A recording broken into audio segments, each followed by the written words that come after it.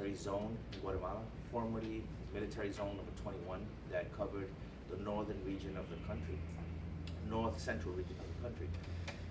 That military installation was set up in 1971 and operated till 2003, 2004. And it was then given over to the United Nations to serve as the training center for peacekeeping operations for all of Central America. And it's called now Creo en Paz. It's still run by the Guatemalan Army. It has always been under control of the Guatemalan Army since 1971. And what we had there was witnesses saying that in 6 different locations, it's a very big area, there was graves, these 6 different locations.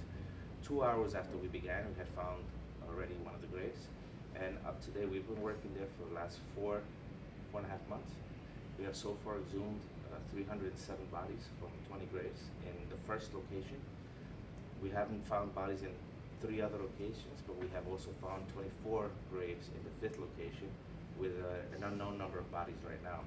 We're estimating that at least we're going to find, with the graves that we have found so far, at least 500 bodies there.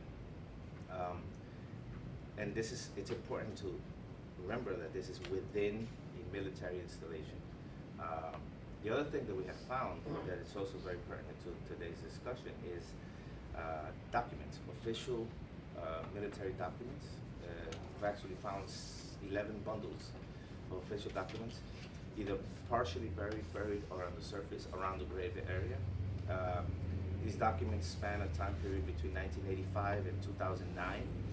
They are military documents telling us of internal movements and just daily reports from different military bases, not only from the military base where they were found.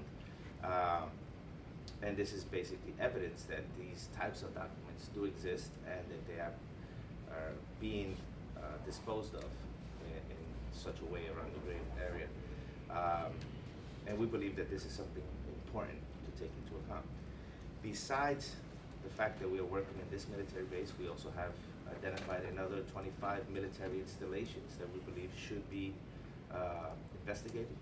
We are working very closely with the Human Rights Office of the Prosecutors of the Ministerio Público. One of these exhumations will begin in August 1st, but the other 24 will probably take a couple of years to begin, yes. Besides that, we're also conducting still investigations in about 120 communities per year where massacres or individual judicial executions occurred, as well as conducting massive exhumations in cemeteries in urban areas. Antigua Escuintla, and the largest one is in Guatemala City, where so far we have exhumed a total of about 18,000 bodies, out of which we're looking for about 1,000 victims. And here it's different, and that's why we have to work differently. We have the cases in the massacres where we usually know that the people up there are victims, and we usually know who they are. We have the people in the middle.